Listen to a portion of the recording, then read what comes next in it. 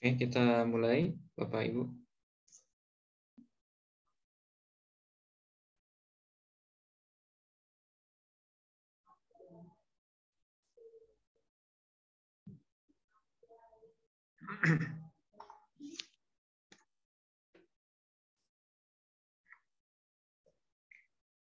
Assalamualaikum warahmatullahi wabarakatuh. Waalaikumsalam warahmatullahi wabarakatuh.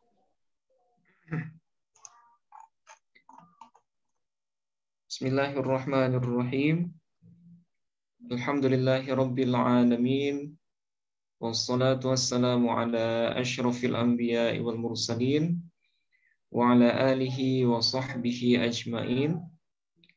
Allahumma faqihna fid din wa 'allimna at-ta'wil. Amin ya rabbal alamin. Alhamdulillah, Bapak Ibu peserta kajian sekolah bahasa Arab yang berbahagia.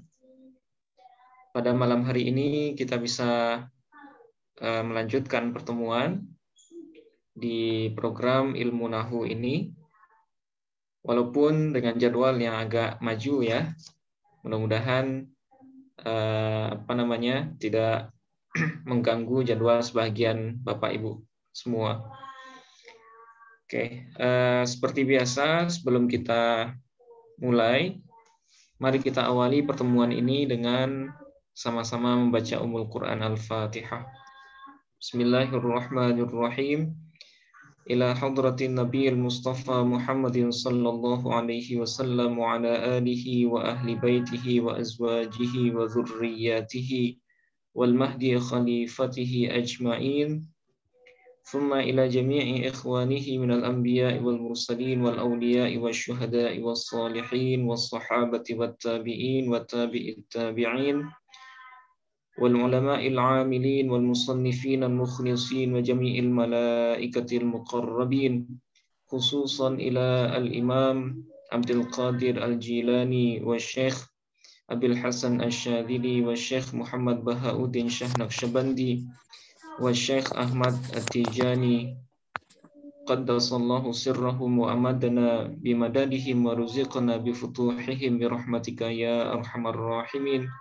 ثم إلى جميع المسلمين والمسلمات والمؤمنين والمؤمنات من مشارق الأرض إلى مغاربها برها وبحرها الأحياء منهم والأموات، خصوصا إلى آبائنا وأمهاتنا وجدنا وجداتنا ولقرباتنا ولإخواننا ولأخواتنا ولمشائخنا ولمشائخ مشائخنا ولأستاذنا ولأساتذتنا ولطلابنا ولطالباتنا ولتلاميذنا ولتلميذاتنا ولمن أحسن إلينا بالخير ولمن أسأنا إليهم ولمن أوصانا بالدعاء، ونخص خصوصا إلى جميع مدرسنا ومعلمنا في هذا الفن، نفعنا الله بهم وبعلومهم في الدارين آمين. شيء لله لهم الفاتحة. أعوذ بالله من الشيطان الرجيم. بسم الله الرحمن الرحيم.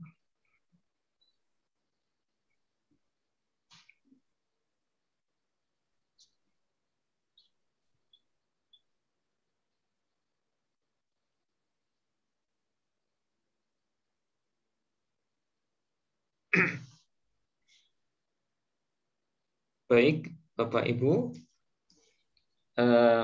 pada pertemuan malam tadi kita sudah membahas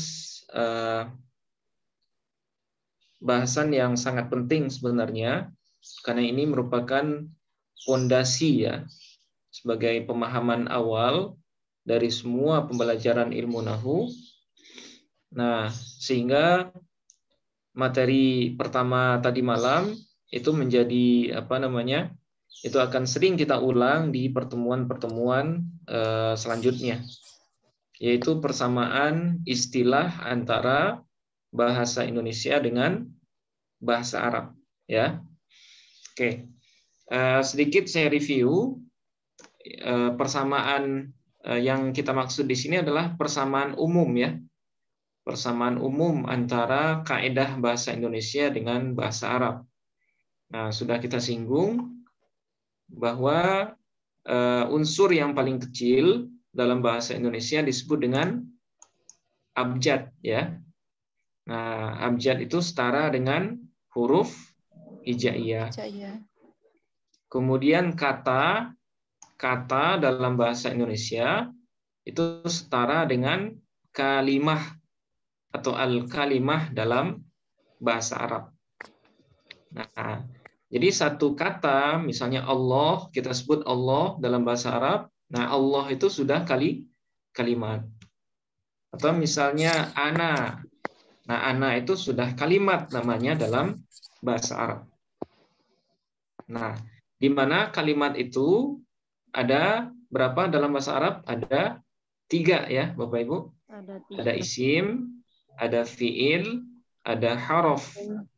Isim disebut juga dengan kata benda, fiil disebut juga dengan kata kerja, kemudian huruf disebut juga dengan kata penghubung, ya. Nah, jadi tidak ada jenis kata lain selain yang 3 ini dalam bahasa Arab. Nah, itu yang perlu dipahami, ya. Oke, kemudian kalimat, ya, gabungan dari kata itu membentuk kalimat dalam bahasa Indonesia. Nah, dalam bahasa Arab kalimat itu disebut juga dengan kalam. Ya, al-kalam. Oke, kemudian gabungan kalimat membentuk paragraf yang dalam bahasa Arab disebut dengan faqrah, ya. Kemudian gabungan paragraf membentuk artikel atau tulisan yang dalam bahasa Arab disebut dengan al-kitabah atau al-maqalah. Nah, kemudian yang terakhir, gabungan tulisan itu membentuk buku, ya, atau majalah yang dalam bahasa Arab disebut juga dengan al-kitab atau al-majallah. Nah, ini yang sudah kita bahas kemarin. Saya kira ini mudah, ya, Bapak Ibu. Oke. Nah, selanjutnya yang menjadi titik tekan kita untuk pertama kali adalah bahasan kalam. Ya, kalam atau yang disebut juga dengan kalimat dalam bahasa Indonesia. Nah, kalam dalam bahasa Arab itu dibagi berapa kemarin? 2. Ada 2, ya, Bu, ya. Oke, ada yang disebut dengan jumlah fi'liyah, kemudian ada yang disebut dengan jumlah ismiyah. Nah, kalau jumlah ismiyah itu adalah kalam yang diawali oleh kata isim atau kata benda dengan rumus mubtada ditambah dengan khobar. Nah, jadi mubtada tambah khobar. Nah, itu aja rumusnya. Isim yang pertama itu disebut dengan mubtada, sementara isim yang kedua disebut dengan khobar. Ya. Nah, mubtada kalau dia tunggal harkatnya dhammah. Sementara khobar kalau dia tunggal juga berharkat dhammah. Nah, kemarin sudah kita kasih contoh seperti ini. Al-masjidu kabirun. Ya, masjid itu besar. Atau Allahu ahad, ya, Allahu ahadun. Allah itu esa, ya.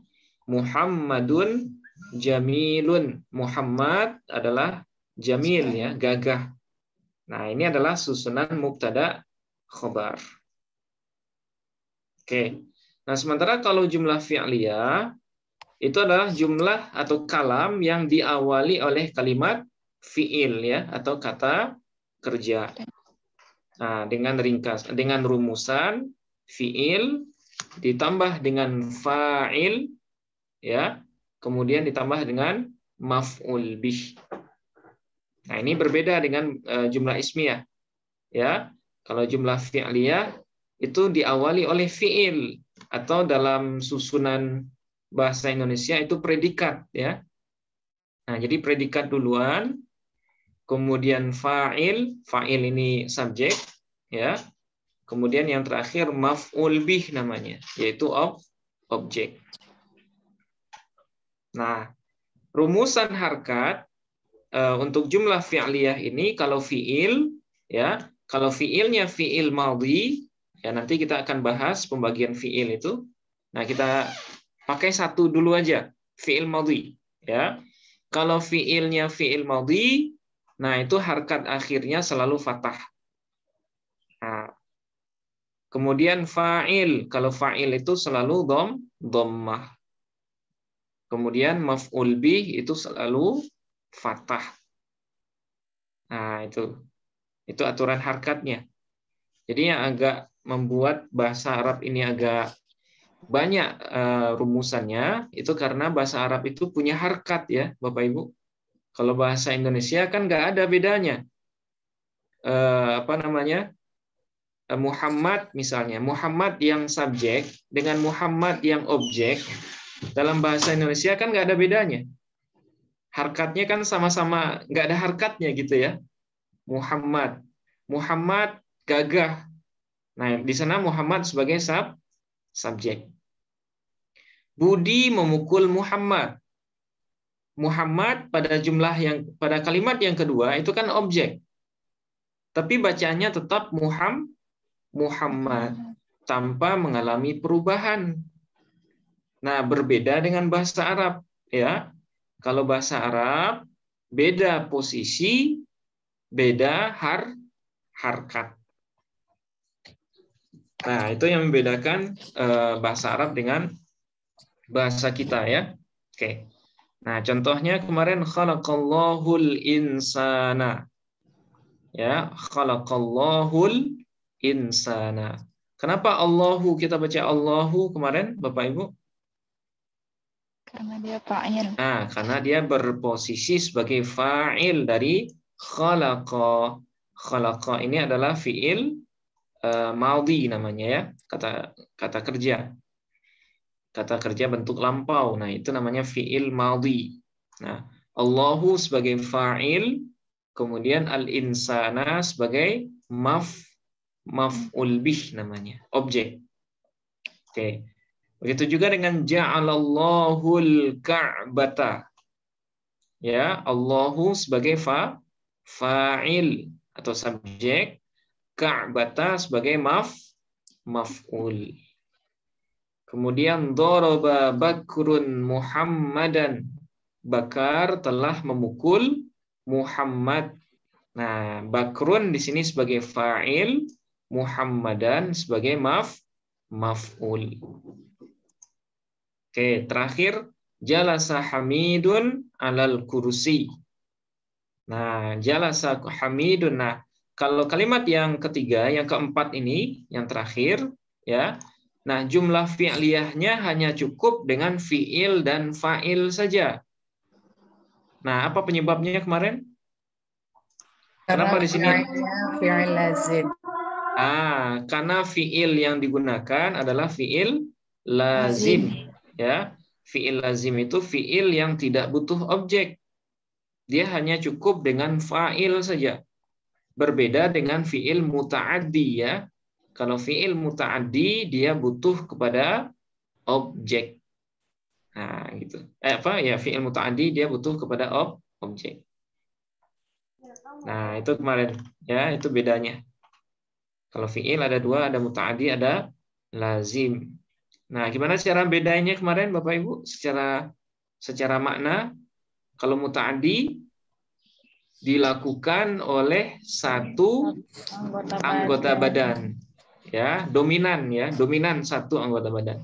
Tapi kalau fiilnya lazim itu yang pekerjaan yang dilakukan oleh semua anggota badan. Nah, itu biasanya fiilnya lazim. Artinya tidak butuh objek. Nah, itu kemarin ya. Oke. Saya lihat di grup ada beberapa yang ngirim tugas ya. Di antaranya Pak Basarun tadi juga ngirim, kemudian Mbak Nengsi ya. Nah, itu sebagian ada yang ya secara umum itu mirip ya dengan apa yang kita apa yang kita contohkan. Nah, di antaranya kalau yang seingat saya Mbak Nengsi itu ngasih contoh jumlah ismiyah Allahu as-samad ya. Allahu samad. Oke. Allahu samadu. Nah, Allah, Allahus Samaduna. Sekarang kenapa Allahnya kita baca dhammah? Allahu. Karena dia mubtada. Nah, karena dia mubtada, ya. Kenapa dia mubtada? Karena dia isim yang berada di awal jumlah atau di awal kalam. Oke, Allahu di sini adalah sebagai mubtada. As-samadu tempat meminta tolong ya, as-samadu. Nah, berarti as-samadu di sini sebagai khabar. Ya, benar ya. Ini benar. Allahus samad. Allah tempat meminta pertolongan. Allahus samad. Oke, nah ini benar, Mbak Nengsi ya. Oke, kalau untuk jumlah fi'liyah tadi contohnya waqalal insanu ya. Waqalal insanu malaha. Nah, kalau nggak salah gini ya. Waqalal insanu malaha. Nah, pertanyaan saya, benar nggak ini jumlah fi'liyah? Benar nggak kira-kira? Nah, jawabannya benar ya. Benar. Nah, qala di sini adalah fi'il. Qalal insanu sebagai apa? Insanu. Nah, insanu sebagai fa'il dari qala. Ya, manusia itu berkata malaha. Nah, khusus malaha ini bukan maf'ul ya, Mbak Nengsi ya. Ini bukan maf'ul. Nah, ini kalimat lain. Nah, nanti kita akan belajar juga.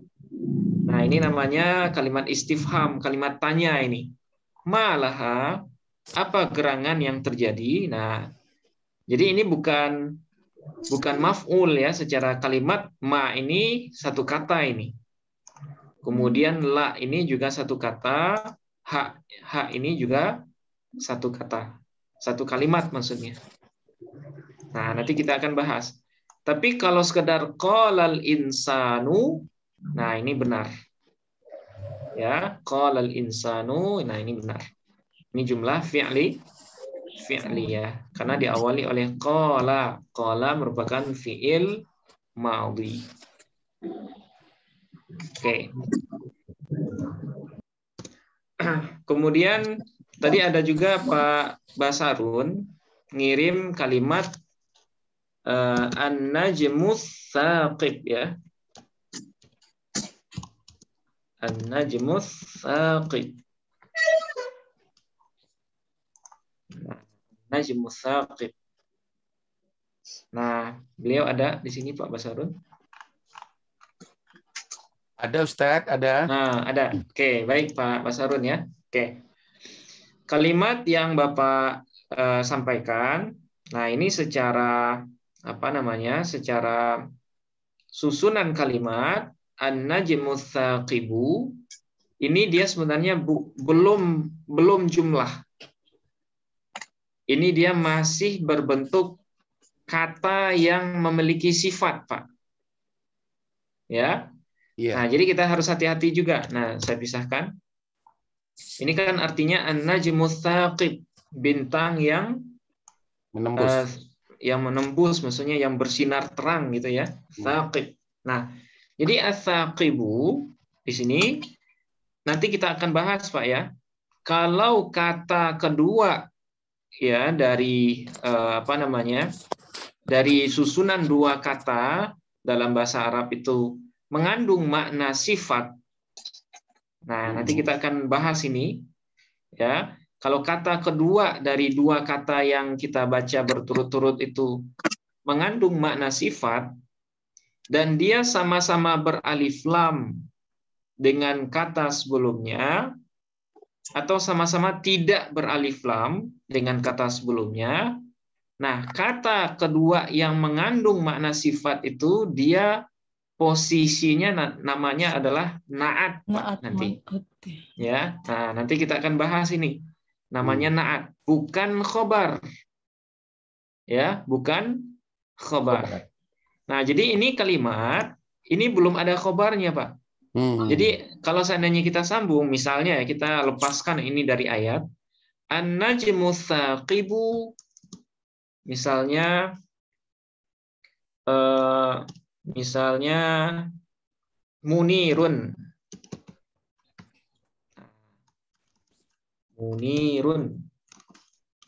ya,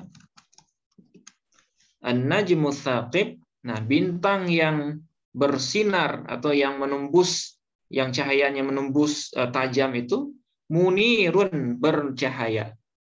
Nah, jadi munirun Khobar. inilah yang jadi khobar. Oh, oke. Nah, ats-tsaqibu ini masih statusnya sebagai sifat, Pak. Sebagai sifat dari an-najmu. Nah, misalnya dalam bahasa Indonesia kita contohkan gini ya.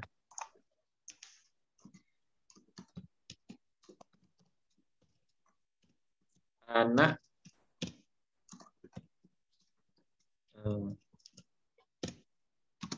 yang tinggi itu sakit. Oke. Nah, saya nanya Bapak Ibu, kira-kira di sini yang jadi subjek yang mana? Sakit. Yang jadi anak yang tinggi itu. Anak ya. Anak yang tinggi Anak itu. yang tinggi ini kan satu, dianggap satu ya, dia belum jadi kalimat kan Pak ya? Iya. Nah, dia belum jadi kalimat. Yang ada yang tinggi itu, anak yang tinggi itu, yang tinggi ini adalah sifat dari anak. Jadi anak yang tinggi belum bisa kita sebut dengan kalimat. Nah, kira-kira mana predikat atau predikat dari anak yang tinggi? Sakit. Nah, sakit inilah yang jadi predikat. Nah, sama juga dengan yang di atas ini, Pak. Ya, bintang yang menembus, yang cahayanya tajam itu munirun, bercahaya. Nah, munirun inilah yang jadi khobar. Ya, bukan ats-tsaqibu. Sama juga dengan anak yang tinggi sakit. Anak yang tinggi itu sakit. Nah, yang tinggi ini hanya sifat saja, sama dengan ats-tsaqibu. Iya. Nah, seperti itu, Pak. Berarti ayat Al-Quran itu tidak semuanya berbentuk kalimat ya Pak Ustadz ya? Kalimat juga Pak, tapi antara misalnya mubtada'nya.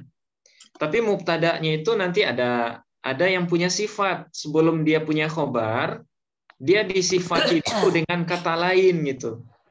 Ya, syaratnya kalimat itu kan ada mubtada dengan khobar Pak Ustadz. Ya. Nah, berarti kalau an-najmu tsaqib itu kan belum ada khobarnya di situ kata Pak Ustadz tadi ya. Berarti belum sempurna itu, kalimatnya. Kalau ayat Al-Qur'an itu kan dia bersambung dengan kata sebelum dan setelahnya, Pak. Jadi jangan kita anggap misalnya kan satu ayat. Nah, itu kadang satu ayatnya masih berkaitan dengan potongan ayat setelahnya. Oh, gitu. Jadi kadang kita nggak bisa juga menghukumi ayat itu sesuai dengan nama-nama ayatnya itu. Misalnya ayat 1, ayat 2, ayat 3. Itu kadang walaupun sudah dicantumin nomor ayatnya, itu dia masih berkaitan dengan ayat setelahnya atau ayat sebelumnya. Baik, Pak Ustadz. Nah, gitu. Jadi jangan dikira itu sebagai pemotong kalimat, Pak. Nama-nama ayat itu, nomor-nomor ayat. Nah, itu bukan pemotong kalimat. Nah, itu hanya sebatas tauqifi. Ya, para sahabat mendapatkan Al-Qur'an itu potongannya ya seperti itu dari Nabi. Nabi dapat dari Sayyidina Jibril. Sayyidina Jibril dari Allah Subhanahu wa taala. Potongannya ya seperti itu. Ya udah mereka ngikut gitu. Walaupun ya potongannya itu tidak terkadang sebagiannya masih nyambung dengan potongan setelahnya. Nah, gitu Pak maksudnya. Iya, Pak Ustadz. Nah, mudah-mudahan bisa dipahami Pak ya. Iya, Pak Ustadz. Oke. Nah, adapun contoh yang satunya syahidallahu annahu la ilaha illahu yang Bapak sampaikan. Nah, itu benar. Dia adalah jumlah fi'liyah. Syahidallahu, syahidanya fi'il, Allahunya sebagai fa'il. Nah, itu benar, Pak. Ya. Kalau yang pertama, Pak Ustadz, benar juga, Pak Ustadz. Yang pertama tadi apa ya, Pak? Lupa saya. Yang pertama tadi apa ya? Yang pertama tadi ini, Pak Ustadz. Kitabum markum. Nah, kitabum markum itu sama dengan ini, Pak. Kitabum markum. Nah, ini juga naat.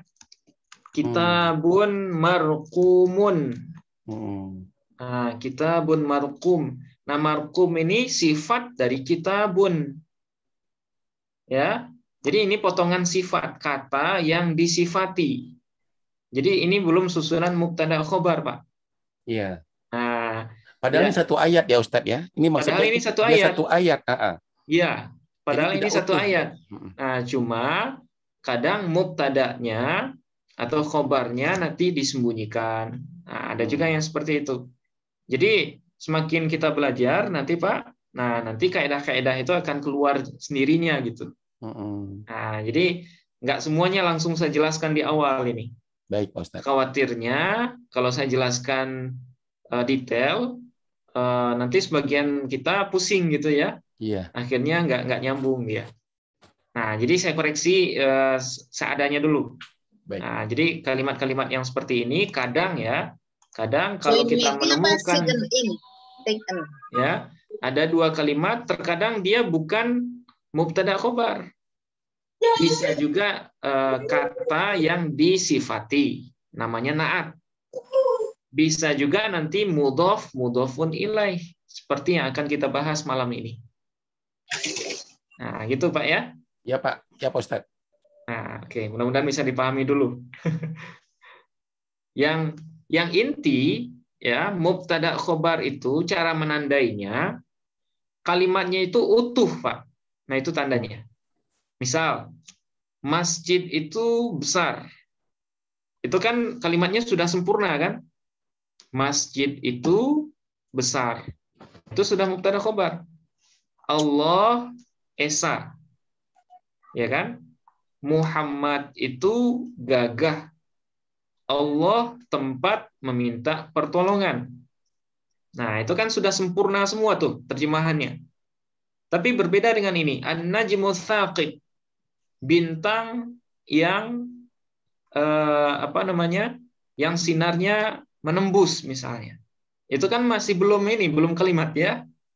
Nah, itu baru kata tapi diiringi oleh sifat, oleh keterangan sifat.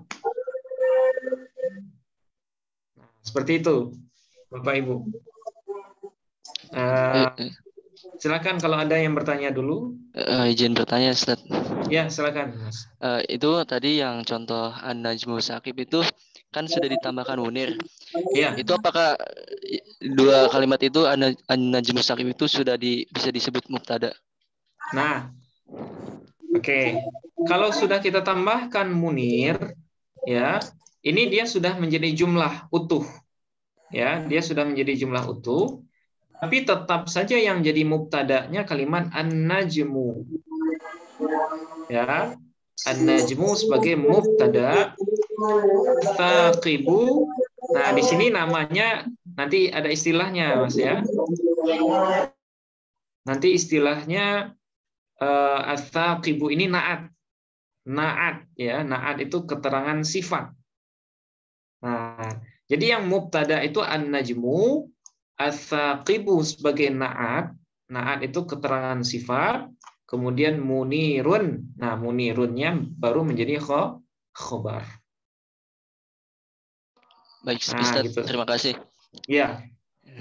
Nah, jadi mubtada itu kadang ada yang disifati dulu sebelum dia punya khobar.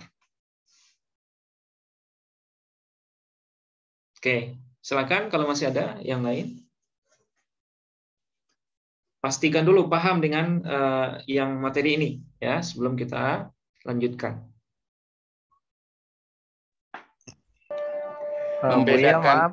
Membedakan apakah dia itu khobar atau naat itu yang mungkin masih ini Pak Ustadz ya.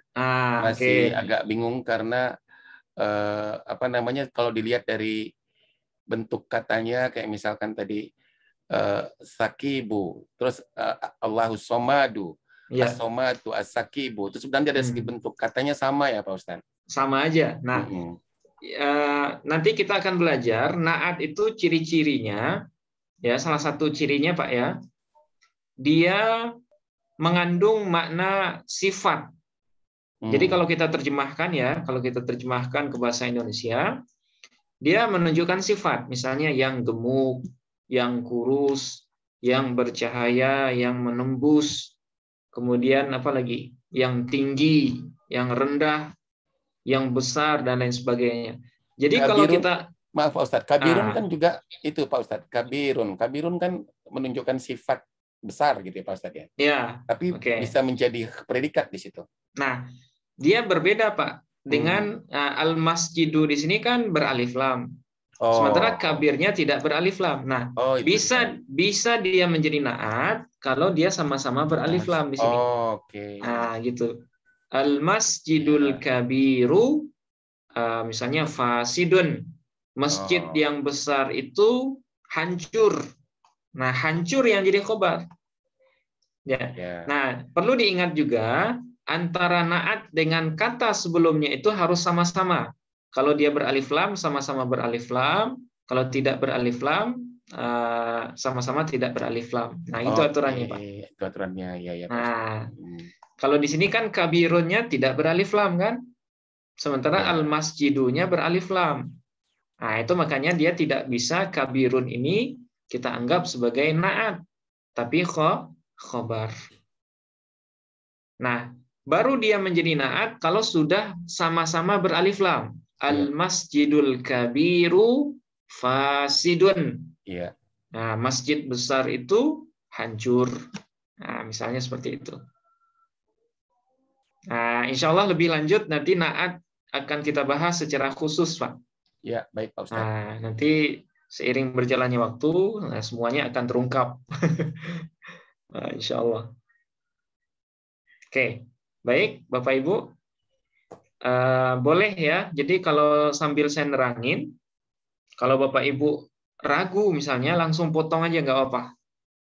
Nah, jadi nggak masalah ya. Jadi langsung tanya aja pas saya nerangin, supaya kita langsung paham gitu ya. Oke. Nah, sekarang kita lanjut dulu, Bapak Ibu. Ya.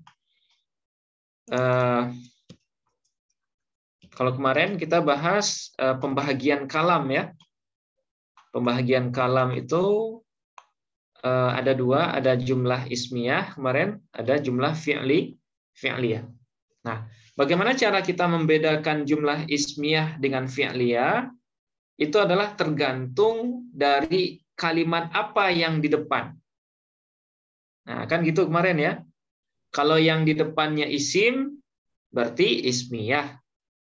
Kalau yang di depannya fi'il, berarti fi'liyah. Nah, itu kemarin ya, cara mudahnya seperti itu.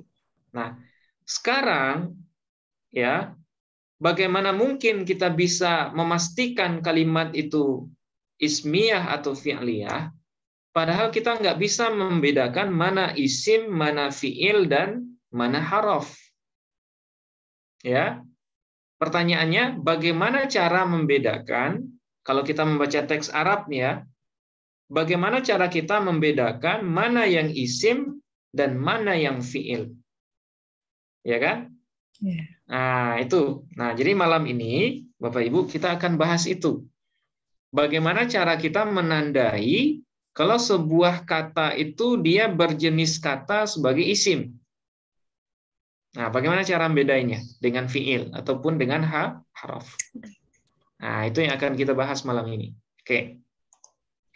Kita mulai dari unsur-unsur kalam atau pembahagian kalam ya. Unsur-unsur kalam. Berarti kalau unsur-unsur kalam maksudnya pembentuk kalam. Ya. Kalau pembentuk kalam berarti apa biasanya? Tadi seperti yang kita bahas tadi malam, yaitu kalimat. Nah, berarti unsur-unsur kalam ini bahasa lainnya adalah pembahagian kalimah. Oke. Unsur-unsur kalam atau yang kita sebut tadi pembahagian kalimat, ya. Dalam bahasa Arab itu cuma ada 3 saja. Seperti yang sudah kita bahas. Ada yang disebut dengan apa? Ada yang disebut dengan isim. Isim. Bahasa Arabnya gini, ya, ismun. Kemudian ada yang disebut dengan fi'il. Bahasa Arabnya fi'lun. Ya. Kemudian ada yang disebut dengan haraf. Bahasa Arabnya harfun. Ya, harfun. Jadi ismun, fi'lun, harfun. Nah, dari 3 kata inilah nanti kalam itu kita susun. Ya, dari 3 kalimat inilah kalam itu kita akan susun. Kalau kalam itu diawali oleh isim, berarti dia jumlah ismiyah. Kalau kalam diawali oleh fi'il, berarti dia jumlah fi'liyah.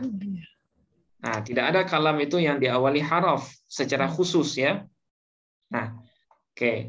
Isim kita sebut juga kemarin kata benda, fi'il kata kerja, haraf kata penghubung. Oke.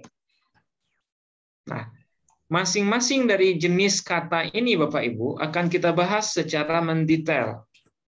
Ya. Jadi isim ini akan banyak bahasannya, fiil juga seperti itu, haraf juga seperti itu. Nah, sekarang kita akan mulai dari isim dulu. Pak Ustadz, maaf Pak Ustadz. Ya, Pak. Jadi Pak Ustadz bilang tidak ada kalam yang diawali haraf ya. Iya. Kalau wa itu haraf bukan Pak Ustadz? Wa yang berarti kan. Oke. Ya, baik. Secara umum jumlah itu kan cuma ada 2, seperti yang saya jelaskan Pak ya. Iya. Ada ismiyah, ada fi'liyah. Kalau ada haraf sebelum jumlah, ya, kalau ada haraf sebelum jumlah, itu dia tidak akan mempengaruhi jumlah yang ada setelahnya. Nah, misalnya waqalal insanu. Nah, misalnya seperti yang tadi ya. Waqalal insana. Misalnya ada qala di sini. Waqalal. Nah, keberadaan haraf waw, nah yang disebut dengan huruf ibtida namanya atau huruf isti'naf. Nah, mungkin Bapak Ibu bisa nambah koleksi istilahnya. Jadi waw yang di awal jumlah itu ya namanya huruf waw isti'naf atau waw ibtida. Ya, waw ibtida namanya, Pak. Nah, apa itu waw istinaf atau waw ibtida? Waw yang terdapat di awal jumlah. Nah, itu namanya waw ibtida atau istinaf. Nah, keberadaan waw ibtida atau waw istinaf ini dia tidak akan mengganggu jumlah setelahnya. Ya, tidak akan mengganggu. Tetap saja jumlahnya walaupun ada waw di depan kita sebut dengan jumlah fi'liyah. Atau misalnya kita tambah di sini wal masjidu. Ya. Wal masjidu kabirun. Apakah dia akan mengganggu jumlah ismiyah setelahnya? Tidak. Ya, dia hanya sebatas ibtida. Ibtida itu permulaan. Ya, huruf waw yang dia terletak di awal jumlah. Nah, jadi bukan berarti jumlahnya berubah dengan menjadi jumlah harfiah, bukan gitu ya. Karena jumlah harfiah nggak ada. Yang ada itu ismiyah atau fi'liyah. Nah, itu yang ada. Nah, adapun waw yang di depan ini, sekali lagi saya ulangi, wawnya namanya waw ibtida atau waw istinaf. Yang tugasnya hanya sebagai pengawal kata saja. Ya. Dalam terjemahan juga nggak kita terjemahkan Bapak Ibu.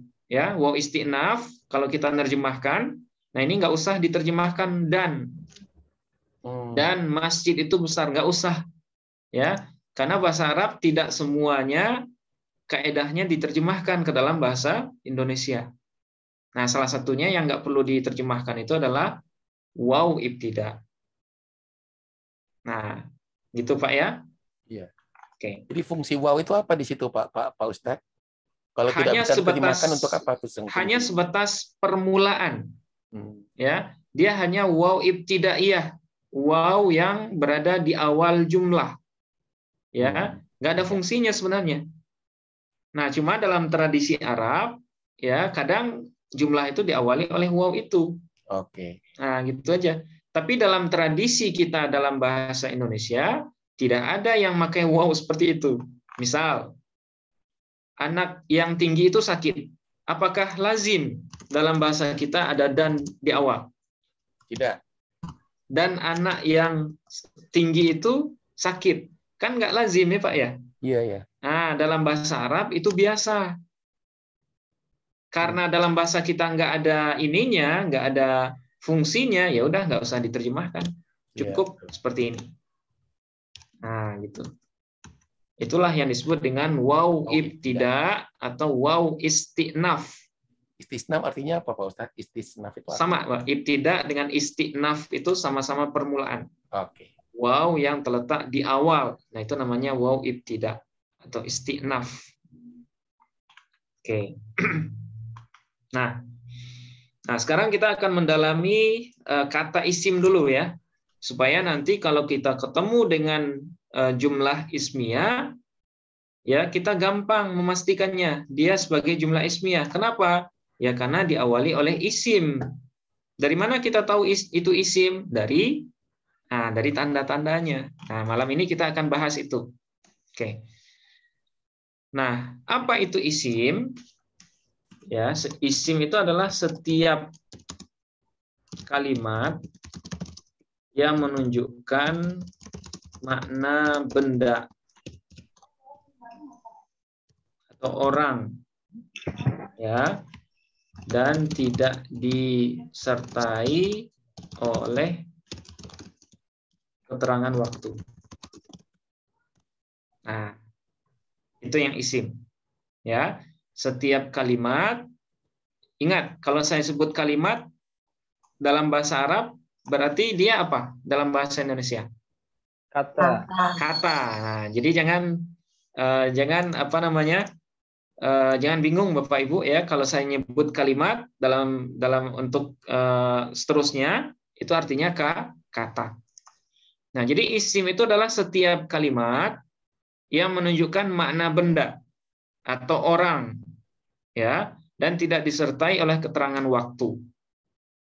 Nah, itu disebut dengan isim. Nah, apa contohnya? Banyak. Apa misalnya? Rumah, baitun misalnya. Baitun. Apakah ini isim baitun? Isim ya, karena dia menunjukkan benda. Oke, terus apa lagi misalnya? Buku misalnya, kitabun. Ya, kitabun. Nah, ini apakah isim? Isim ya. Oke. HP misalnya. Jawalun. Apa HP itu? Jawalun. Nah, sekalian kita nambah mufradat ini ya. Jawalun.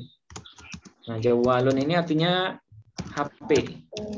Ya, jawal. Apakah dia isim? Jawalun? Isim. Hamidun. Apakah isim? Hamid. Nama orang. Isim. Oke. Kemudian Al-Madinah. Kalau Andi bahasa Arabnya apa, Pak Ustadz? Ya. Andi. Nah, Andi sama Pak. Andi gini aja. Andi. Nama orang juga ini. Oh. Andi gini aja udah. Nah, Andi. Nggak Berarti Andiun ya. kalau nama itu ajam itu artinya yang non Arab Mas ya. Kalau nama ajam itu nggak usah diharkati, biarin apa adanya. Oh, oke. Nah, kecuali kalau nama yang dia bisa diarabkan, misalnya Hamid, Muhammad, kemudian apa lagi? Mahmud. Nah, kalau nama-nama yang bisa diarabkan, nah itu baru dikasih harkat. Tapi kalau namanya ajam, ya udah apa adanya seperti ini, Andi misalnya. Oh, baik. Gitu ya. Nah, itu dia sudah isim itu. Al-Madinah. Isim juga kota Madinah. Andi nama orang.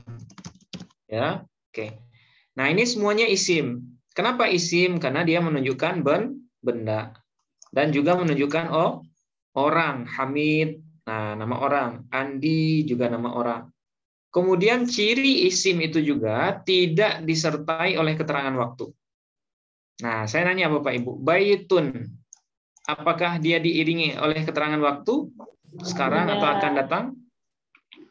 Tidak, ya. Baitun, rumah itu kan tidak ada kaitan dengan waktu.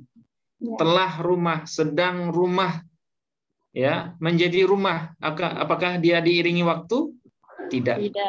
Nah, itu bedanya isim dengan fiil, ya. Kalau fiil nanti ada keterangan waktunya. Telah makan, berarti makan itu fiil.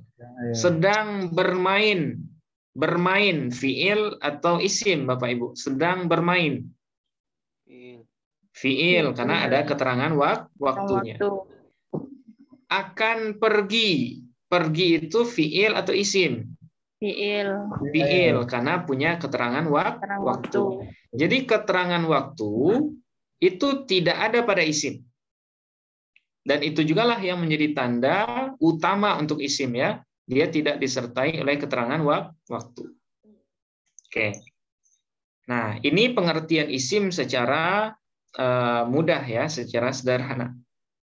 Nah, sekarang bagaimana cara kita menandai isim kalau dia berbentuk teks Arab?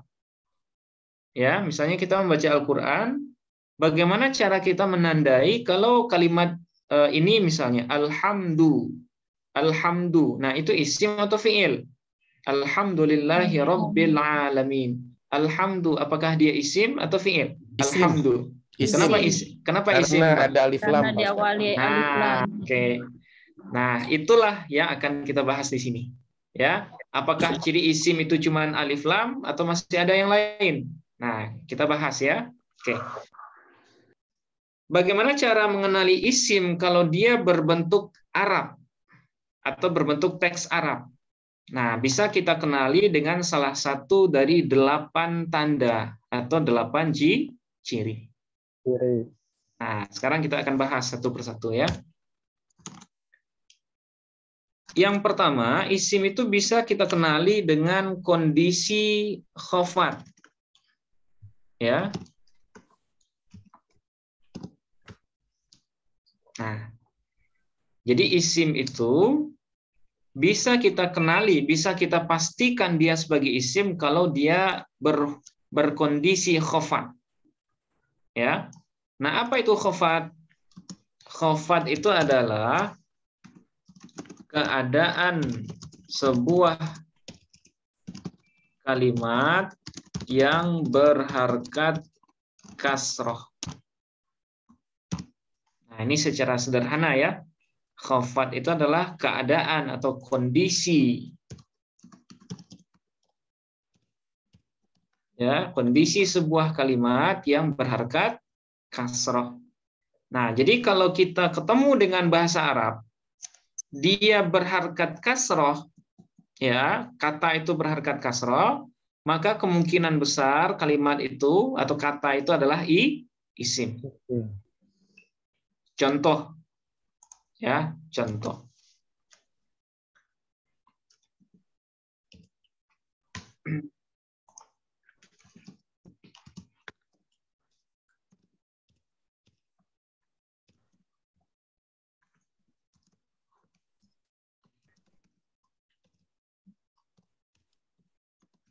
Misalnya seperti ini, ya, Pak Ibu.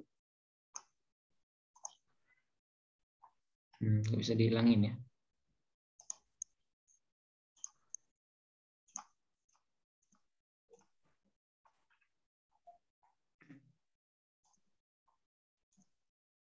Oke, tapi bisa dibaca, Bapak Ibu.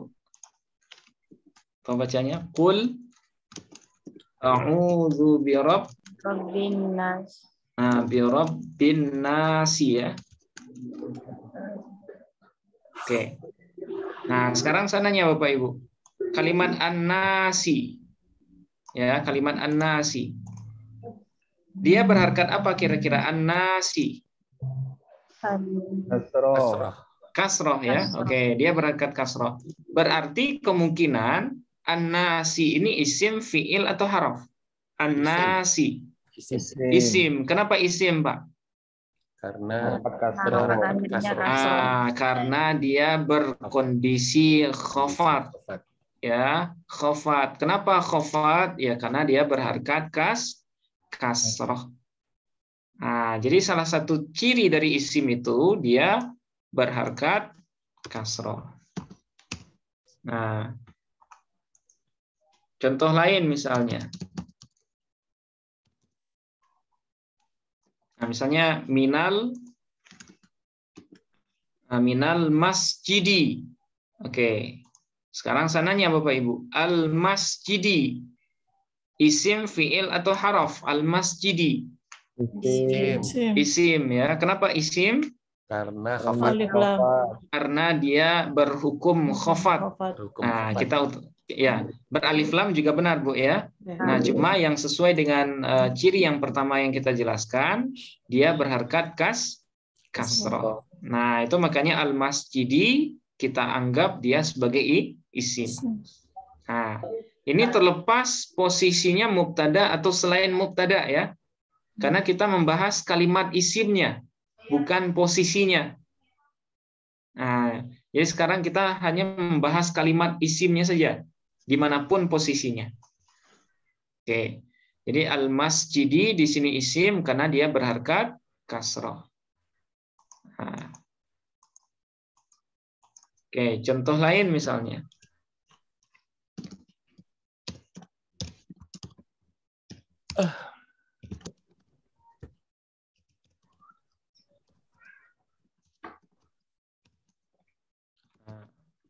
Apa bacaannya kira-kira?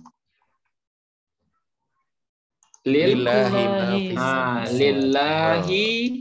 ma fis samawati wa ma fil ardi. Oke. Sekarang sananya Bapak Ibu. Lillahi Allahi. Isim, fiil atau haraf ini? Allahi. Isim. Kenapa isim? Karena khafat. Karena dia khafat. Dari mana kita tahu dia khafat, Pak? Dari kasroh. Dari kasroh yang ada di akhir kalimatnya. Oke, sekarang as-samawati. Isim, fiil atau haraf? Isim. Kenapa isim? As-samawat. Karena khafat. Karena dia khafat. Dari mana kita tahu dia khafat, Bapak Ibu? Dari kasroh. Dari harkat kasrohnya. As-samawati. Begitu juga dengan al-ardi. Wa fil ardi. Ardi. Isim, fiil atau haraf? Isim juga ya. Karena dia berharkat kasroh. Berarti dia khafat. Nah, oke. Nah, jadi gampang ya. Jadi isim itu sangat banyak. Jadi kalau seandainya kita bandingkan isim dengan fiil dalam bahasa Arab itu, nah mayoritas kalimat dalam bahasa Arab itu isim. Ya, mayoritas kalimat dalam bahasa Arab itu isim. Nah, gitu. Nah, ini tanda yang pertama yaitu khafat. Kemudian yang kedua, isim itu bisa juga ditandai dengan tanwin. Ya, tanwin. Jadi kalau ada kata atau kalimat yang bertanwin, berarti kalimat itu isim. Oke, contoh.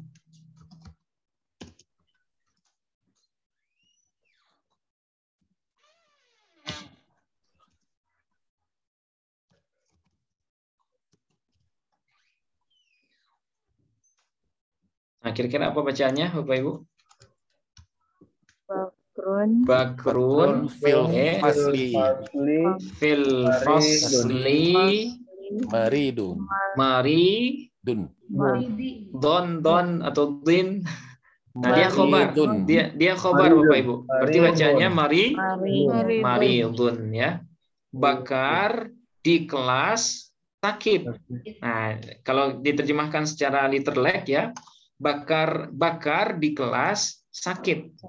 Atau kalau bahasa Indonesia yang bagusnya, Bakar sakit di kelas.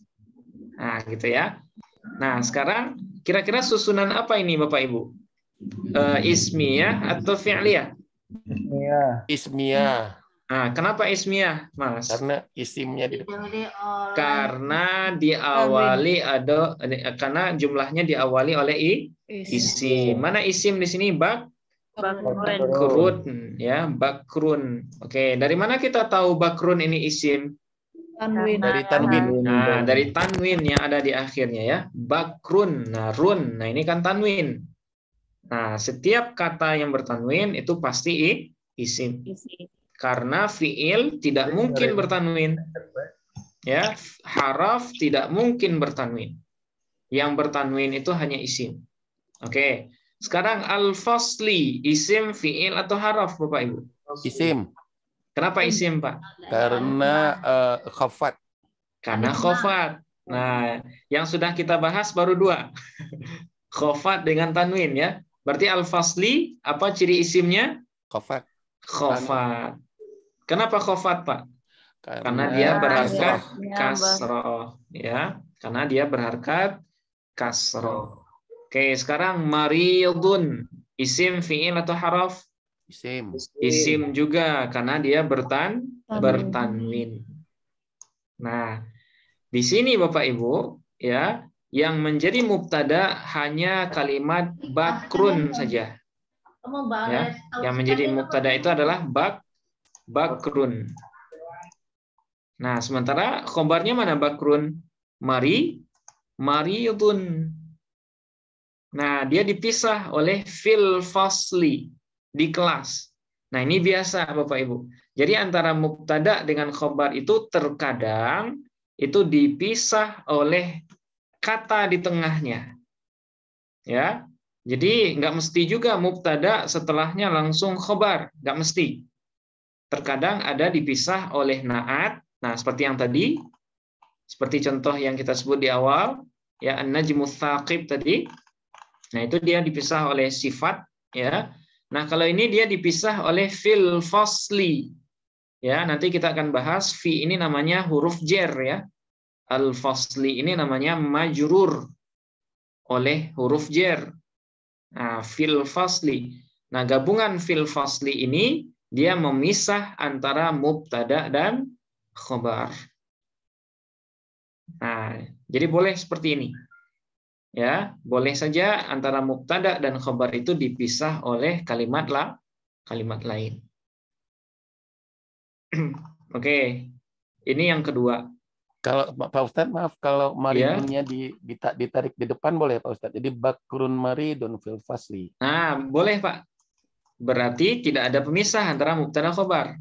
Nah, misalnya gini ya. Bakrun maridun fil fasli. Bakar sakit di kelas, nggak masalah. Berarti normal ini susunannya. Ya, susunan normal. Berarti bakrun mubtada, maridun sebagai khobar. Fil fasli, nah jar majrur namanya. Ya, fi-nya huruf jar, al-faslinya majrur atau dijarkan oleh fi. Nah, sebentar lagi kita bahas ini. Ya, berarti ini normal Pak ya. Kalau seperti ini normal. Tapi kalau seandainya fil faslinya di tengah, berarti antara mubtada dan khobarnya dipisah. Nah, nanti ada istilahnya juga nih yang memisah mubtada khobar. Namanya jumlah mu'taridhah ya Bu ya. Nah, namanya jumlah mu'taridhah. Ibunya ini istilah udah pinter. lagi nih. Ibunya udah pinter Pak Ustadz. Bapak nggak tahu aja ya. Pak Ustadz. Oke. Pak Ustadz. Ya, silakan Mas. Kalau maridun bisa ditaruh di tengah, kenapa di belakang ya Pak Ustadz? Maksudnya apa yang menyebabkan dia harus ditaruh di belakang ya? Oke. Nah, ini variasi saja Mas sebenarnya. Nah, variasi penulisan atau penyebutan jumlah. Ya, supaya kalimatnya nggak monoton hanya di satu bentuk saja. Terkadang diselipkan di antara mubtada khobar itu pemisah. Nah, pemisahnya itu namanya jumlah mu'taridhah. Nah, ini istilah lagi nih Bapak Ibu. Ya. Tapi Setiap istilah baru saya tuliskan. Ya, setiap istilah baru saya tuliskan. Apa itu jumlah mu'taridah?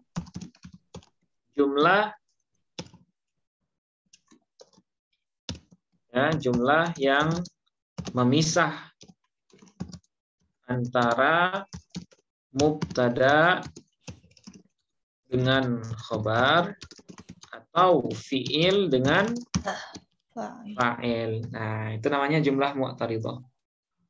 Ini mohon maaf Bapak Ibu. Iya, silakan. Jumlah mu'taridah bisa lebih dari satu. Misalnya ini kan jar majrur satu. Iya. Nanti ada lagi yang lain gitu bisa. Bisa. Jumlah mu'taridah itu bisa panjang. Ya, asalkan dia berada di tengah-tengah mubtada dan khabar, itu semuanya dihukumi jumlah mu'taridah. Ya. Berarti Ustaz, berarti di Quran itu banyak sekali jumlah mu'taridah. Dalam Quran itu banyak, Pak. Nah, nanti Bapak Ibu kalau baca teks Arab, ya, kalau baca teks Arab, itu jumlah mu'taridah ini sangat banyak dalam bahasa Arab. Bahkan di sebagian kitab, ya, di sebagian kitab bahasa Arab itu mubtada'nya di baris pertama, nanti khobarnya di baris ketiga. Nah, ada jumlah mu'taridah yang sepanjang itu. Ya. Jadi ini perlu kita tekankan sekali lagi bahwa mubtada dan khabar itu tidak selalu berdampingan. Ya, kadang dia dipisahkan oleh kalimat-kalimat lain yang panjang. Nah, kalimat yang panjang yang memisah itu disebut dengan jumlah mu'taridah. Nah, ini istilah saja, mungkin Bapak Ibu simpan dulu aja ya. Di atas tadi juga ada istilah lain. Gimana Pak? Udah pusing nih. Nggak usah pusing. Yang penting fokus di inti bahasan aja Pak. Ya, yang iklan ini nggak usah dihiraukan dulu. Nah, jadi setiap istilah baru saya tuliskan.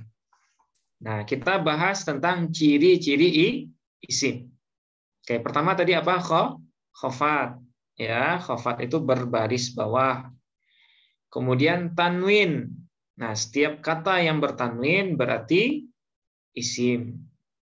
Oke, nah itu aja Pak yang dipahami dulu. Ya, Pak Ustadz. Okay. Marid itu kan sakit Pak Ustadz. Sakit itu kan kata sifat ya. Jadi karena dikasih tanwin itu jadi berubah jadi isim gitu ya Pak Ustadz ya. Jadi terjemahannya marid itu kan sebenarnya kalau bahasa Indonesia kan kata sifat ya Pak Ustadz. Sakit gitu ya kan. Marid ya, kalimat marid di sini itu dia kita belum belajar shorof Pak ya. Marid itu artinya orang yang sakit. Dia benda itu. Benda, bakar orang yang sakit. Nah, terjemahnya gitu. Terjemahnya gitu. Nah, sehingga dia marid itu tidak bisa jadi sifat. Dibakar di sini kan kalimatnya berbeda dengan marid. Nah, itu makanya bakar sebagai mubtada, maridunnya sebagai khabar. Nah, gitu ya. Nah, nanti kita di shorof juga akan belajar, Pak. Ya, bentuk-bentuk kata itu kita akan bahas. Oke. Terus boleh nanya, Ustaz? Iya, silakan Pak. Ustaz, yang tadi istilah khafat, biasanya kan kalau barisnya di bawah kan kita sebutnya kasrah atau mungkin jer ya. Apakah apakah istilah khafat ini bisa diganti dengan itu? Kayaknya istilah ini agak jarang kita dengar. Ya. Oke, baik. Khafat itu sama dengan jer, Pak, sebenarnya. Sama ya. Nah, jadi khafat bisa juga kita sebut dengan jar atau jer. Ya, ini hanya perbedaan istilah antara dua mazhab besar dalam bahasa Arab. Nah, ada namanya mazhab Basra, ada namanya mazhab Kufah. Ya, menurut mazhab Kufah istilahnya khafat. Ya, khafat. Tapi menurut ulama Basra mereka punya istilah jer. Nah, jadi ini beda istilah saja antar dua mazhab. Jadi kalau di fikih itu ada mazhab Syafi'i, ada mazhab Hanafi, Maliki, Hambali misalnya ya. Nah, dalam mazhab ilmu nahu atau ilmu bahasa Arab ini itu juga ada mazhabnya. Ada yang disebut dengan mazhab Kufah, ada yang disebut dengan mazhab Basrah. Nah, itu dua mazhab besar dalam bahasa Arab. Nah, jadi beda istilah. Khafat ini istilahnya orang Kufah, sementara jer ini istilahnya orang Basrah. Nah, jadi sama aja, nggak usah pusing dengan istilah ini. Nah, boleh khafat, boleh jer. Oke. Ya. Saya tadi pikir istilah jar itu hanya dipakai kalau ada huruf jarnya gitu. Bukan, sama aja, Pak. Sama aja ya. Sama ya. aja. Oke. Ya, biasa. Nah, ini yang kedua ya, tanda isim itu tanwin. Nah, sekarang yang ketiga, isim itu bisa ditandai dengan kondisi dia yang beralif lam. Nah, beralif lam. Jadi kalau isim atau kalimat beralif lam, berarti kalimat itu isim. Nah, contoh. Yang contoh yang kemarin itu, misalnya gini. Apa bacanya? Al-masjidu fasidun misalnya. Ya, fasidun. Masjid itu fasid, rusak, hancur. Oke. Sekarang saya nanya Bapak Ibu, al-masjidu isim, fi'il atau haraf? Isim. Isim. Kenapa isim, Pak? Karena tanwin. Al-masjidu. Oh, karena ada alif lam. Karena dia beralif lam ya, karena dia beralif lam. Oke, berarti dia isim ya. Sekarang fasidun, isim, fi'il atau haraf? Isim juga. Isim juga. Kenapa isim fasidun? Karena dia bertanwin ya. Oke.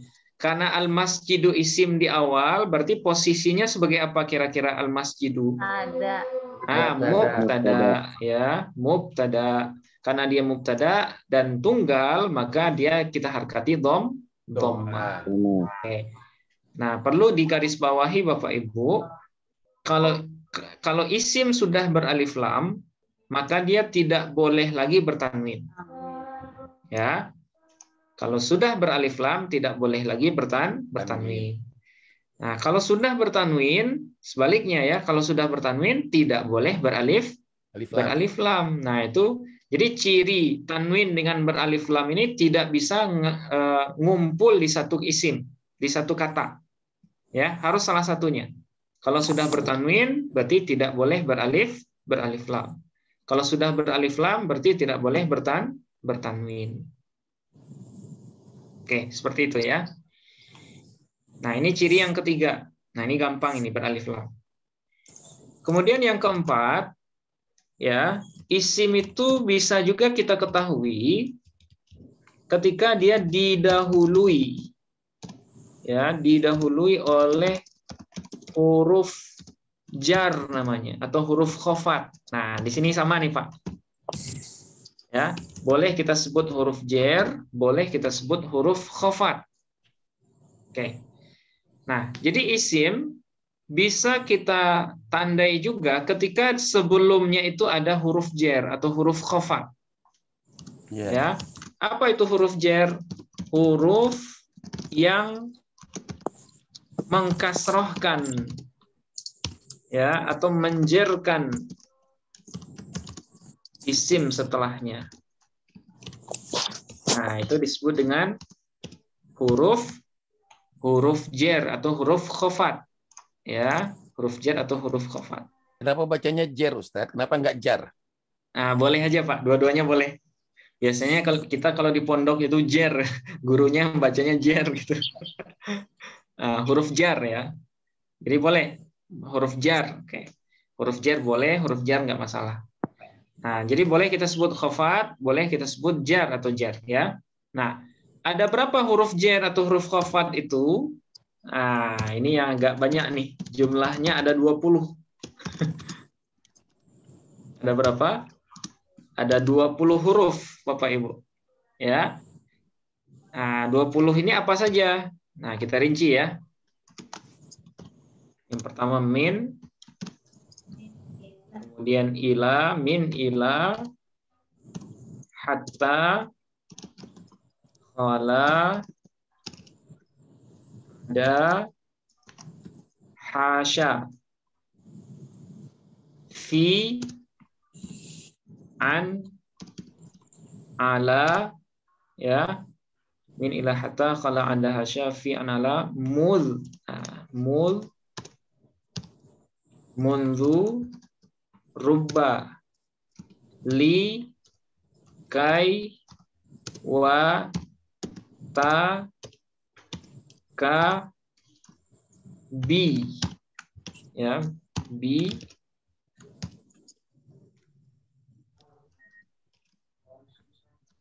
La'alla, mata. Nah, ini huruf jar semua. Ada berapa ini Bapak Ibu? Ada 20 ya. Nah, ini gampang, nanti kita ulang-ulang. Insya Allah hafal ini. Min. Oke, terus apa? Ila,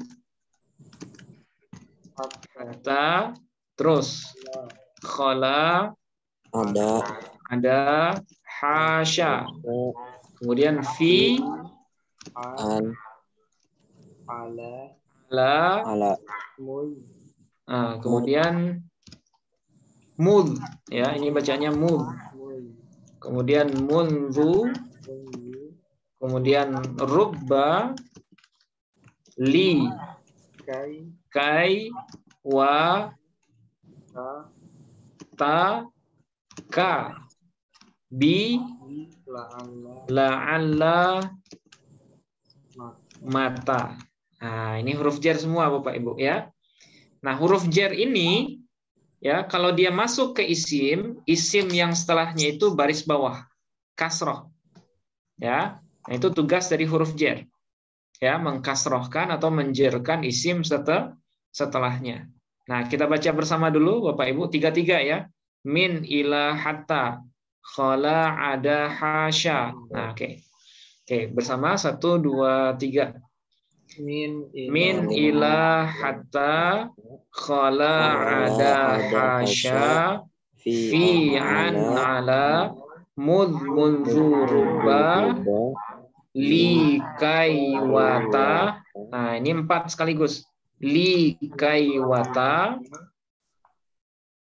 kabi, la'alla, mata. Nah, kalau saya ngafalnya 3-3, kemudian yang 8 terakhir itu 4. Ya. Min, ila, hatta, khala, ada, hasya, fi, an, ala, mud, munzu, ruba, li, kai, wata, kabi, la'alla, mata. Nah, ini huruf jar. Oke, terjemahannya min dari, ila ke ya, hatta hingga, khala selain,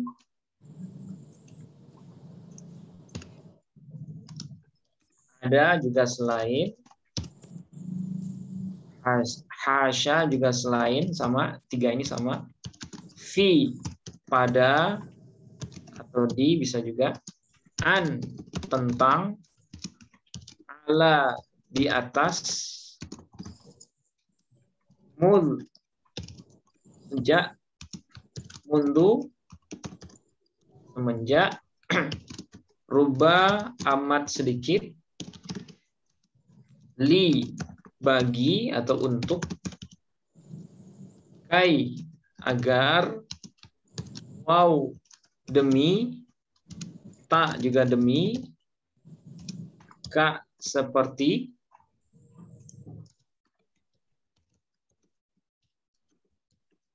ya, bi dengan, la'alla agar atau mudah-mudahan, ya mudah-mudahan, mata kapan. Nah, oke, nah ini semuanya huruf jar ya, huruf jar atau huruf khafat Bapak Ibu. Nah, ini akan sering kita temui dalam teks Arab. Ya, akan sering kita temui.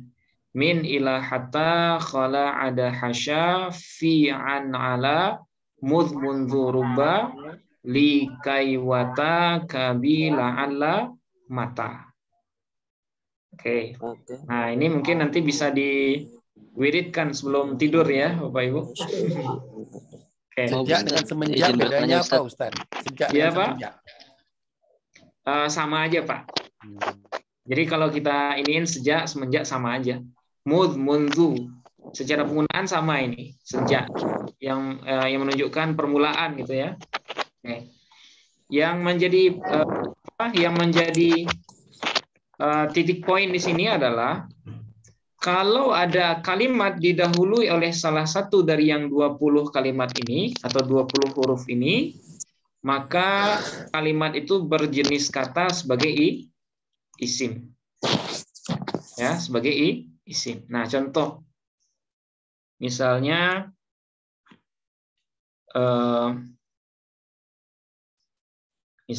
minal jin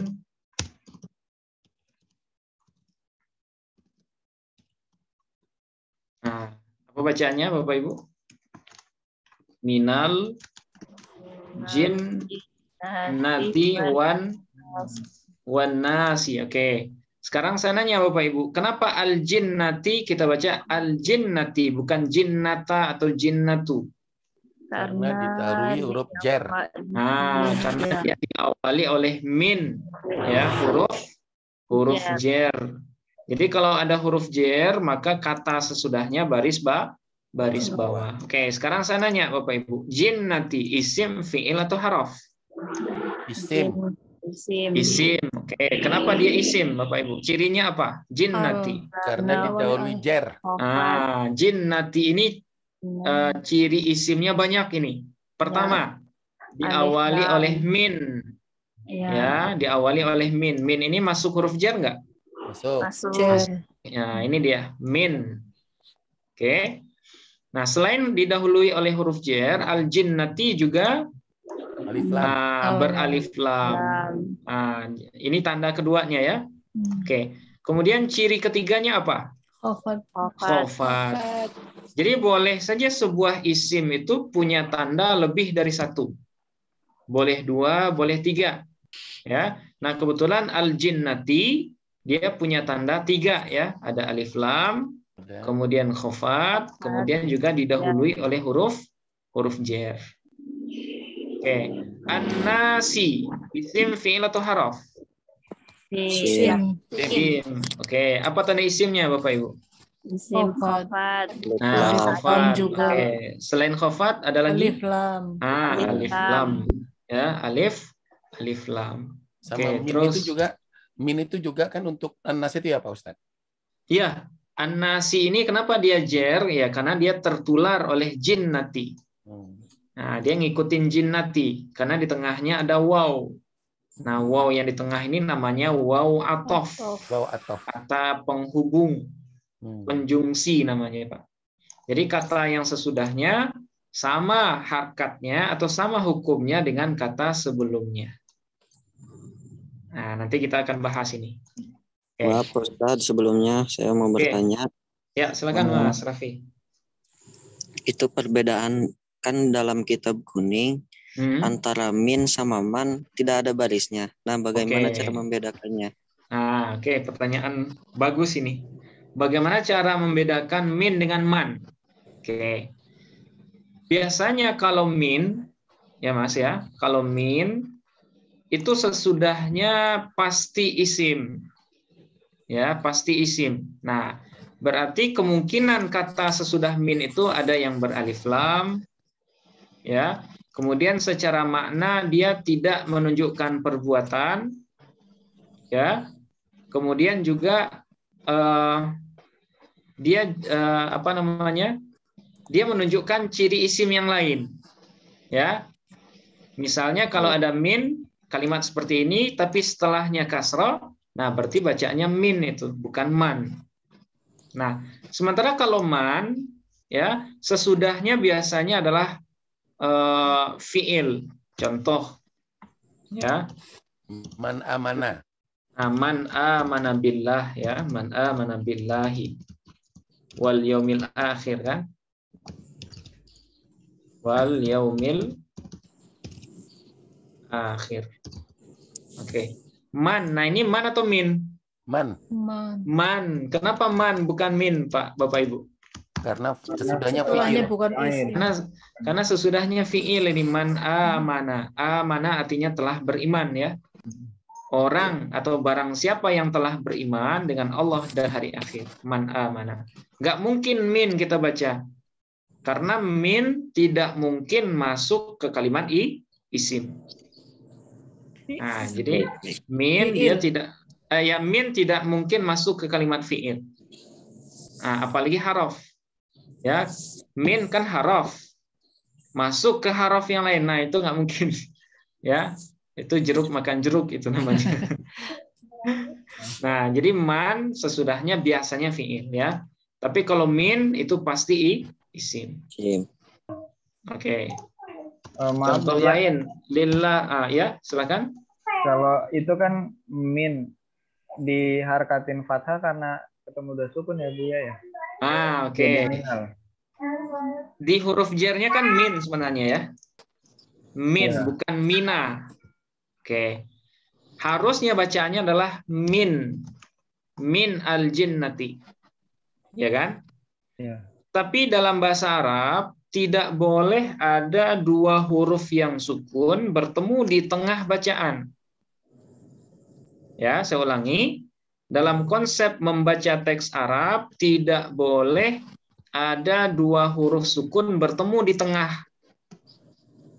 Sehingga harus dikasih harkat khusus yang disebut dengan harkat takhallus. Nah, jadi istilah lagi. Saya susah ngindarin istilah ini, gimana caranya?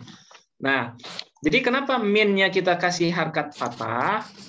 Ya, ini sebagai bentuk supaya dia bisa dibaca, melepaskan pertemuan dua huruf yang sukun di tengah bacaan. Nah, itu makanya dibaca minal jinnati. Ya, yang asalnya apa tadi? Min al jinnati. Kenapa kita harkati fathah? Ya karena sebagai harkat takhallus namanya ya. Nah, saya tuliskan. Jadi kalau ada istilah baru saya tuliskan. Harkat takhallus. Ya. Apa itu harkat takhallus? Harkat yang berfungsi melepaskan pertemuan dua huruf yang sukun di tengah bacaan. Nah, itu namanya harkat takhallus. Harkat takhallus harus fathah ya Ustaz? Salah satunya fathah, Pak. Ya, harkat takhallus itu fathah karena fathah dianggap ringan. Ya, minal jinnati. Oke. Minal jinnati wan nasi. Oke. Nah, itu Mas Raffi ya. Beda min dengan man. Kalau min biasanya pasti isim setelahnya. Ya, dengan berbagai ciri isim yang lain. Sementara kalau man biasanya adalah fi'il. Oke. Terus contoh lain, lillahi ma fis samawati. Lillahi. Oke, saya nanya Bapak Ibu, lillahi Allahi. Kenapa kita baca hi lillahi? Karena kedatangan li. Nah, karena dia kemasukan li. Li apa ini Mas Fahmi? Khafat. Li huruf jer ya. Apakah ada li huruf jer? Kita buktikan. Min ila hatta khala ada hasya fi an ala mudh munduruba li. Nah, ini dia. Ya. Li. Nah, jadi huruf jer itu salah satunya li.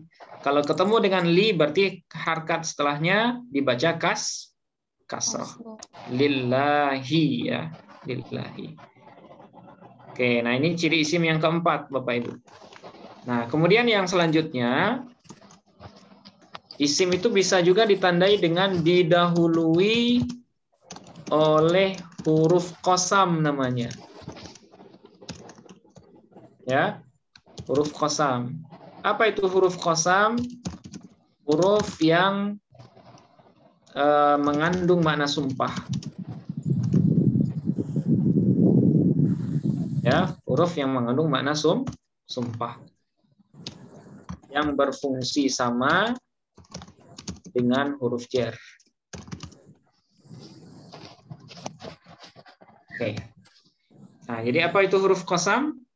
Huruf yang mengandung makna sumpah dan berfungsi sama dengan huruf jar. Kalau huruf jar tadi fungsinya apa? Menjerkan atau mengkasrohkan kata atau isim setelahnya. Nah, jadi huruf qasam kata sesudahnya juga harus kasroh. Nah, hurufnya ada berapa? Ada 3. Ada waw, ya, ada ba atau bi ya, kemudian ada ta. Ini huruf qasam namanya. Waw, bi sama ta ya. Wow, apa artinya wow? Demi. Kalau wawnya qasam artinya demi, Bu ya. Nah, bi kalau dia qasam artinya demi. Kalau ta juga demi. Nah, itu namanya huruf qasam semua tiga ini. Waw, ba, ta. Nah, jadi kalau ada isim atau ada kalimat didahului oleh waw atau huruf-huruf qasam ini, maka dia dipastikan adalah isim. Izin bertanya, Ustaz. Ya, silakan Mas Fauzan. Untuk membedakan waw qasam sama waw jar yang biasa itu gimana, Ustaz? Waw jar ini, nah gini Mas ya. Sebenarnya huruf qasam yang tiga ini, waw, bi, sama ta, dia tergolong juga sebenarnya dengan sama, dia masuk dalam golongan huruf jar sebenarnya. Ya. Tapi maknanya khusus, dia digunakan untuk bersumpah. Nah, misalnya ini nih, wa. Nah, ini sebenarnya waw qasam. Ya. Waw qasam ini sebenarnya. Kemudian bi. Nah, bi bisa dengan, bisa juga sumpah. Ya. Kemudian ta. Ada ta enggak? Nah, ini. Nah, jadi semua huruf qasam itu sebenarnya adalah huruf jar. Kenapa dia dikasih nama khusus qasam? Ya karena khusus 3 huruf jar ini dia juga digunakan untuk bersumpah. Nah, itu makanya dia dikasih nama khusus, yaitu huruf qasam. Nah, itu Mas. Jadi nggak ada bedanya. Waw yang ada di huruf jar juga waw yang ada di huruf qasam. Nah, kebetulan waw-nya mengandung makna demi, ya, makna sumpah. Nah, kayak contoh. Wasyam, apa kira-kira bacanya? Wasyamsu atau wasyamsi? Wasyamsi. Wasyamsi ya. Kenapa dibaca kasrah? Huruf nida. Nah, karena dia diawali oleh waw qasam. Ya. Nah, artinya adalah demi matahari ya. Kenapa jadi mundur? Wal asri. Apa bacanya? Wal asri. Kenapa kita baca asri kasroh? Karena didahului oleh waw qasam. Nah, itu juga dengan wan najmi. Ya, wan najmi. Nah, ini semuanya adalah huruf qasam, sehingga kalimat setelahnya itu harus berharkat kasroh. Oh, nanti kan masang itu keramiknya. Nah, gitu ya. Najmi. Wasyamsi wal asri wan najmi. Nah, jadi sekarang saya nanya, an-najmi isim, fi'il atau haraf, Bapak Ibu? Isim. Kenapa isim dia? Karena didahului waw. Karena didahului oleh waw ya, waw qasam. Gitu juga al-asri. Begitu juga dengan asyamsi. Nah, semuanya adalah isim karena didahului oleh huruf qasam. Nah, seperti ini Bapak Ibu. Ya. Jadi ciri isim itu ada 8 semuanya. Nah, yang sudah kita jelaskan baru 5. Ada khafat, ada tanwin, ada alif lam, kemudian didahului oleh huruf jar, kemudian didahului oleh huruf qasam. Nah, jadi Bapak Ibu kalau ketemu dengan 5 ciri ini, ya, berarti kata yang dimasukinya pasti isim. Ya, kata yang dimasuki oleh huruf qasam berarti isim. Kata yang dimasuki oleh huruf jar berarti isim. Kemudian kata yang beralif lam isim juga. Kata yang bertanwin isim juga. Kemudian kata yang berharkat kasrah juga isim. Nah, itu. Nah, sampai 5 ini kira-kira ada yang ragu, Bapak Ibu silakan ditanyakan dulu. Saya Pak Ustadz, Assalamualaikum. Ya, silakan Bu. Ya, itu silakan, kan Bu. kalau ketemu huruf qasam itu kan jar kan ya. Tapi ada yang fathah itu seperti wadduha gitu. Kenapa itu Pak? Oke, ya. Nah, bagaimana dengan kalimat ad-duha? Ya, kenapa dia tidak kasroh akhirnya padahal dia didahului oleh waw qasam. Oke. Nah, ini ada kaidah khusus Bu Suciati ya. Oke. Jadi dalam bahasa Arab ada isim itu yang diakhiri oleh alif. Ya. Ad-duha. Nah, ini namanya alif layyinah. Nah, ini alif yang berumah ya, yang berbentuk ya, ini namanya alif layyinah. Ya. Nah, setiap isim yang diakhiri alif di dalam bahasa Arab itu dia tidak bisa berharkat. Karena alif itu dalam bahasa Arab tidak menerima harkat. Berbeda dengan hamzah. Kalau hamzah baru berharkat. Tapi kalau alif tidak bisa menerima harkat. Jadi aslinya ad-duha ini ad-duhai. Aslinya dia jer juga sebenarnya. Tapi karena alif tidak bisa menerima harkat, jadi kasrohnya disembunyikan. Ya, disembunyikan di alif ini. Nah, itu makanya dia tidak terbaca. Tidak bisa kita baca wad-duhai, nggak bisa. Ya, karena alif tidak bisa menerima harkat. Nah, saya tuliskan di sini ya. Isim yang diakhiri alif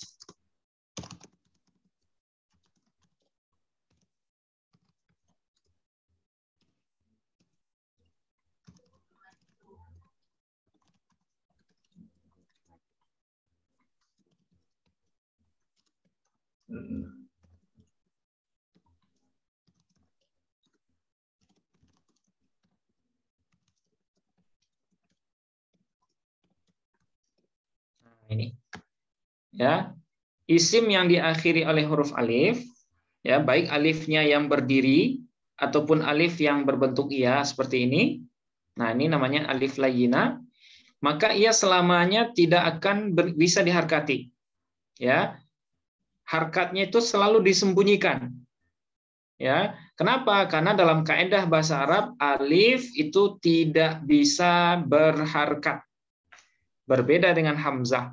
Kalau hamzah baru berharkat. Tapi kalau alif tidak bisa berharkat. Nah, seperti itu Bu Suciati ya. Jadi tetap saja ad-duha ini jer, ya, tetap saja ad-duha ini sebenarnya ada kasroh di akhirnya. Tapi karena alif tidak bisa menerima kasroh itu, ya udah kasrohnya dikira-kirakan.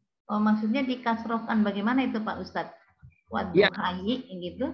Ya, harusnya ada wad-duhai. Tapi karena alif itu tidak bisa menerima harkat, jadi nggak dituliskan, Bu. Nah, kira-kira seperti itu. Nah, itu khusus untuk isim yang diakhiri alif. Ya. Kalau alif layyinah, alif apapun, baik alif yang berdiri tegak ataupun alif yang seperti ya atau alif layyinah, sama aja. Dia tidak bisa menerima harkat.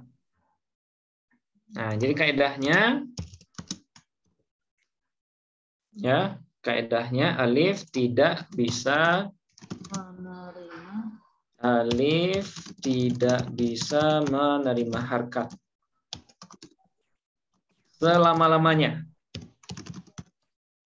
Selama-lamanya sampai hari kiamat dia tidak akan pernah berharkat. Ustadz, apa bedanya dengan alif maksurah? Dia mirip dengan alif maksurah, ya.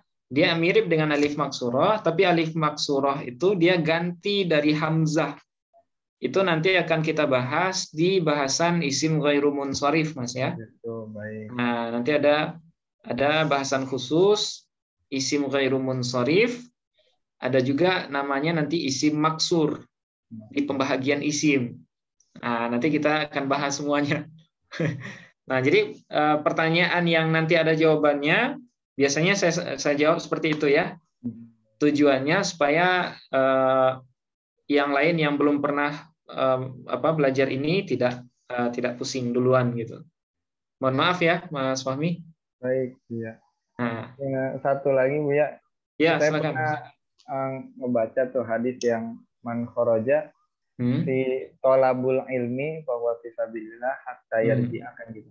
Di situ kan ada fi Ya. Tapi kok fi thalabul ilmi itu? Ada juga tuh. Fi thalabul ilmi. Iya, tulisannya gitu. Apakah salah penulisan atau memang kedudukannya berbeda? Sepertinya itu salah pengharkatan saja. Nggak mungkin fi thalabul ilmi ya. Yang benarnya fi thalabil ilmi itu. Thalab itu kan isim. Iya. Ya, isim dimasuki fi huruf jar, maka bacaannya itu jar kasrah fi thalabil ilmi itu. Jadi kalau ada fi thalabul ilmi, nah kemungkinan itu kesalahan cetak atau mungkin orangnya nggak ngelihat kalau harkat yang dikasih itu harkat dhammah. Itu harusnya kasrah itu. Baik. Terima Pak kasih. Ustadz. Iya, sama-sama. Silakan, Pak. Bagaimana membedakan waw ataf dengan waw qasam? Oke. Kalau waw ataf harus ada kata yang dihubungkannya, Pak. Ya, misal ini. Minal jinnati wan nasi. Jinnah dengan an-nasi. Itu kan dua kata yang dihubungkan oleh waw. Nah, kalau waw itu di tengah dan dia menghubungkan dua kata, berarti wawnya waw ataf. Oke, satu. Tapi kalau waw qasam, biasanya dia tidak pernah menghubungkan dua kata. Dia selalu setelahnya itu satu kata. Sumpah. Ya. Dan biasanya juga dia di awal ini, nggak pernah di tengah. Wasyamsi waduhaha wal qamari idza talaha dan lain sebagainya. Ya. Jadi bedanya yang mendasar kalau waw ataf dia menghubungkan dua kata. Oke. Tapi kalau waw qasam dia berada di awal dan dia tidak pernah menghubungkan dua kata, cuman hanya satu saja setelahnya. Kalau waw ibtida, Pak Ustaz, dengan bedanya. Kalau waw ibtida, dia tidak memberi pengaruh. Kalau waw ibtida, dia nggak ngaruh apa-apa, Pak. Dia di depan juga kan, Pak Ustaz, seperti waw qasam. Iya, dia di depan juga. Nah, ini contohnya tadi kan, wal masjidu kabirun. Kalau waw ibtida, dia nggak ngasih pengaruh apa-apa terhadap kata setelahnya. Tetap saja bacanya wal masjidu kabirun. Ya, wal masjidi ya. Iya. Tapi kalau waw qasam, dia bermakna sumpah demi dan kata sesudahnya baris bawah. Nah, itu bedanya, Pak. Nah, bagaimana cara pasangnya? Ini huruf qasam atau huruf ibtida. Nah, itu nanti disesuaikan dengan terjemahan, Pak. Kita cobakan terjemahannya. Kalau terjemahannya pas, nah berarti dia waw qasam. Tapi kalau terjemahannya nggak pas sebagai huruf sumpah, berarti kemungkinan besar wawnya waw ibtida. Nah, gitu. Jadi terjemahan juga nanti mempengaruhi. Kalau kita coba terjemahan dengan waw qasam, nah maknanya ambigu. Maknanya, waduh, kok nggak masuk ya maknanya, berarti wawnya bukan waw qasam, tapi hanya sekedar waw ibtida atau waw istinaf. Nah, seperti itu, Pak. Ya. Pak Ustadz, terima kasih. Ya, terima kasih, Pak Ustadz. Ya, masih ada Bapak Ibu?